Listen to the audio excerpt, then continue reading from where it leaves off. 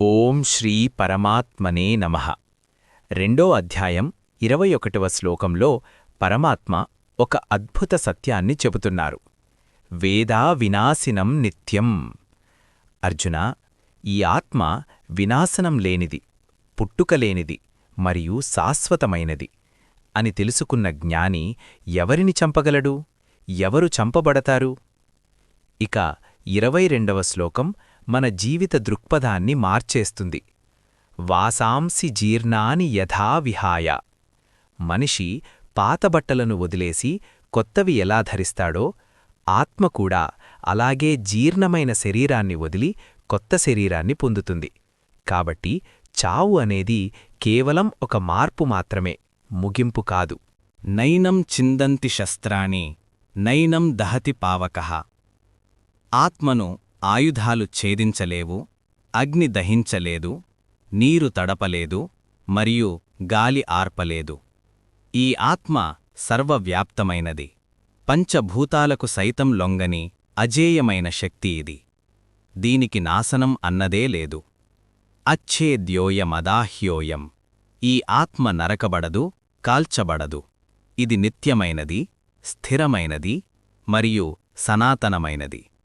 అర్జునా, ఏ శరీరం కోసమైతే నువ్వు భయపడుతున్నావో అది నశ్వరమైనది, కాని లోపల ఉన్న ఆత్మ అనంతమైనది. ఈ సత్యాన్ని గ్రహించు. అవ్యక్తో అయం అచింత్యో అయం. ఈ ఆత్మ అదృశ్యమైనది, మనస్సుచే ఊహించరానిది, మార్పులేనిది. ఇది అవ్యక్తమైనది కాబట్టి దీన్ని చూడలేము, వినలేము లేదా భౌతికంగా అనుభవించలేము.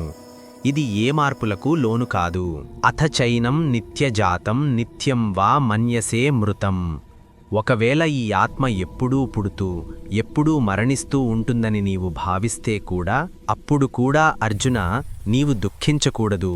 ఎందుకంటే పుట్టిన ప్రతిదానికి మరణం ఖాయం, మరణించిన ప్రతిదానికి పునర్జన్మ తప్పదు. జాతస్య హి ధ్రువో మృత్యుః. పుట్టినవానికి మరణం తప్పదు, మరణించిన వానికి పునర్జన్మ తప్పదు. ఇది ప్రకృతి సిద్ధమైన నియమం.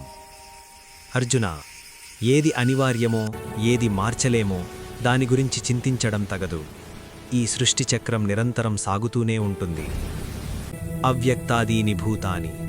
ప్రాణులు పుట్టకముందు ఎక్కడున్నాయో తెలియదు, చనిపోయిన తర్వాత ఎక్కడికి వెళ్తాయో తెలియదు. కేవలం మధ్యలో మాత్రమే మనకు కనిపిస్తాయి. ఈ సత్యం తెలిసినప్పుడు ఇక శోకానికి చోటెక్కడా? అంతా ఆ పరమాత్మ మాయే అని గ్రహించు. తత్వజ్ఞానివైన నీకు ఈ భ్రాంతి వద్దు. ఆశ్చర్యవత్ పశ్యతి కశ్చిదేనం. ఆత్మను కొందరు అద్భుతంగా చూస్తారు, మరికొందరు అద్భుతంగా వర్ణిస్తారు, ఇంకొందరు అద్భుతంగా వింటారు. కాని దురదృష్టవశాత్తు చాలామంది విన్న తర్వాత కూడా ఆత్మ యొక్క నిజమైన స్వభావాన్ని అర్థం చేసుకోలేరు.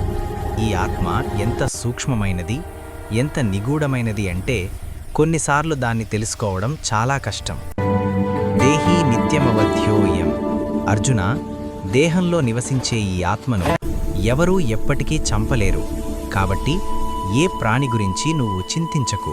ధర్మం కంటే మిన్నయైనది ఏదీ లేదు. ఓ అర్జున, ఒక క్షత్రియుడికి ధర్మబద్ధమైన యుద్ధం కంటే శ్రేయస్కరమైనది మరొకటి లేదు. నీ స్వధర్మాన్ని చూసికూడా నువ్వు భయపడకూడదు. అయాచితంగా లభించిన ఈ యుద్ధం స్వర్గద్వారాలు తెరిచినట్లు వంటిది.